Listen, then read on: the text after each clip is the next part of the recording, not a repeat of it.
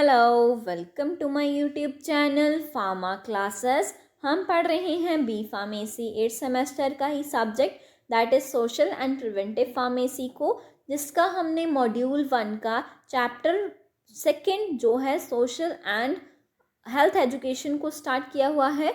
हमने उसमें स्टार्ट किया था food in relation to nutrition and health को।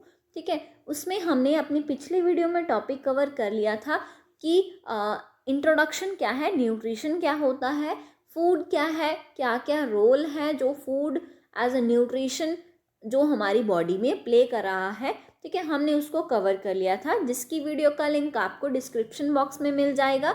आप उसे वहाँ से जाके चेक कर सकते हैं। सो आज हम स्टार्ट करेंगे इसी में ही फर्दर क्लासिफिकेशन ऑफ फूड को। उससे पहले ऐसी ही वीडियोस को देखने के लिए please subscribe my channel and press the bell icon so that आपको इम्पॉर्टेंट वीडियोस की नोटिफिकेशन मिल सके। सो स्टार्ट करते हैं आज के टॉपिक से, that is classification of food. हमने अपनी पिछली वीडियो में जैसे डिस्कस किया था कि फूड क्या है। फूड क्या है कि कोई भी ऐसा सब्सटेंस जो हम इनटेक कर रहे हैं एंड उसके एब्जॉर्प्शन से, उसकी डाइजेशन से, उसकी मेटाबॉलिज्म से हमें कोई एनर्जी मिल रही है। ऐसी energy in the form of ATPs या ग्लूकोज मिल रहे हैं, जिसके कारण क्या है कि हम अपनी डेली एक्टिविटीज़ को परफॉर्म कर पा रहे हैं, या हमारी जो बॉडी है वो उसकी ग्रोथ एंड डेवलपमेंट या उसके वियर एंड टियर में उसे हेल्प कर रही है। वैसे सब्सटेंस जो जिसने हमें एनर्जी प्रोवाइड की, that is known as food.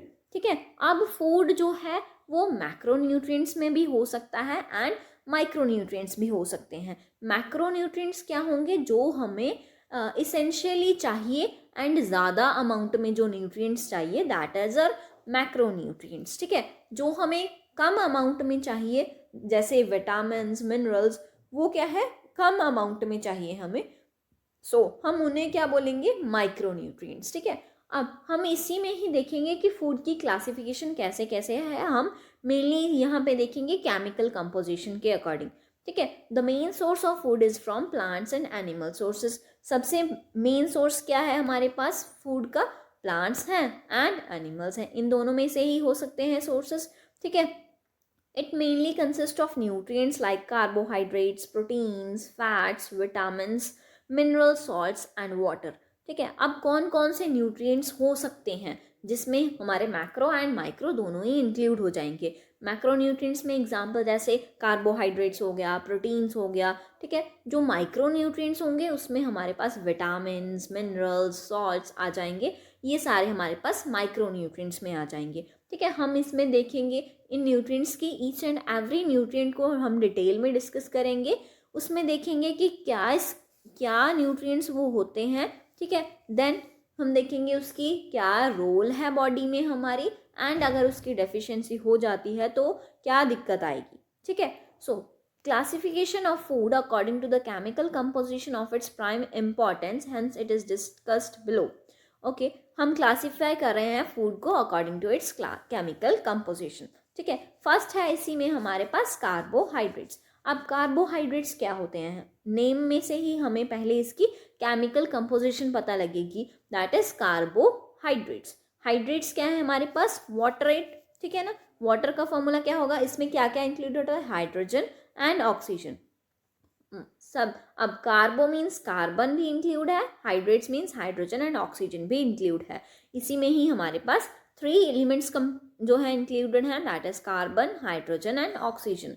ठीक है, composed of carbon, hydrogen and oxygen. ये हमारे पास मेन सोर्स ऑफ एनर्जी है जो हमें ज़्यादा से ज़्यादा अपनी बॉडी के लिए रिक्वायर्ड है। अगर हमने अपने कोई एक्टिविटी करनी है, ठीक है ना, उसके लिए हमें मेन सोर्स ऑफ एनर्जी क्या होगा, कार्बोहाइड्रेट्स। ठीक है, ये कार्बोहाइड्रेट्स ही जो हैं वो डाइजेशन स्टार्ट करते हैं। डाइजेशन अगर स्टार्ट होती है तो ये डायरेक्टली जो है पॉलीसेकेराइड्स से जो है वो मोनोसेकेराइड्स में कन्वर्ट हो जाते हैं। ठीक है, कार्बोहाइड्रेट्स को हम सेकेराइड्स, शुगर्स भी बोल सकते हैं। ठीक है, वो सेकेराइड्स, अब कार्बोहाइड्रेट्स क्या है, पॉलीसेकेराइड्स हैं।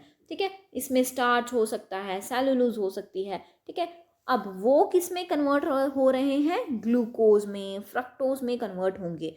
ठीक है, जिससे हमें फर्दर एनर्जी मिलेगी। ठीक है, it it gets converted into glucose and fructose by gastric juices present in GIT before they get absorbed into the body, and then heat is produced by the oxidation of glucose and converted into glycogen to store into liver and muscles for further use. ठीक है, अब वो glucose और fructose जो हैं, ठीक है, वो क्या है, जूसेस, गैस्ट्रिक जूसेस हैं जो हैं, उससे वो डायरेक्टली मेटाबोलाइज हो चुके हैं। देन वो एटीपी की फॉर्म में हमें एनर्जी प्रोवाइड करेंगे हमारी बॉडी में।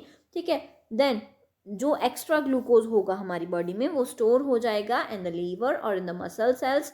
ठीक है, तो वो जो है किसकी फॉर्म में होगा, ग्लाइकोजन की फॉर्म में वो स्टोर हो जाएगा। सो अगर हमें ज़रूरत है एक्स्ट्रा की वो ग्लूकोज हमारी बॉडी को रिक्वायर्ड है, तो ग्लाइकोजन को ग्लूकोज में कन्वर्ट करके दोबारा से वो एनर्जी की फॉर्म में यूज़ कर सकती है हमारी बॉडी।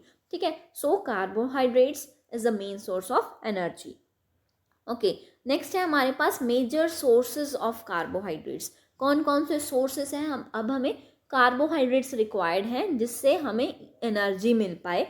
कार्बोहाइड्रेट्स में क्या क्या हो सकता है, ग्लूकोज, फ्रक्टोज, स्टार्च, सेलुलोज, ये सारे जो है हमारे पास कार्बोहाइड्रेट्स की ही फॉर्म है। ठीक है, तो हमें कहाँ कहाँ से मिल सकते हैं ये, wheat, rice, cereals, potatoes, sugars, fruits, vegetables etcetera, ये सारे जो हैं हमारे पास सोर्सेज हैं कार्बोहाइड्रेट्स के।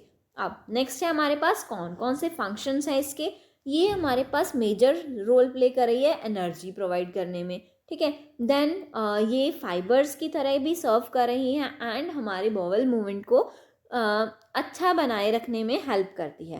ठीक है, देन इसमें क्या क्या कंपोजिशन हो सकती है, ये हमारी इम्यूनिटी को मेंटेन करने में हेल्प करता है।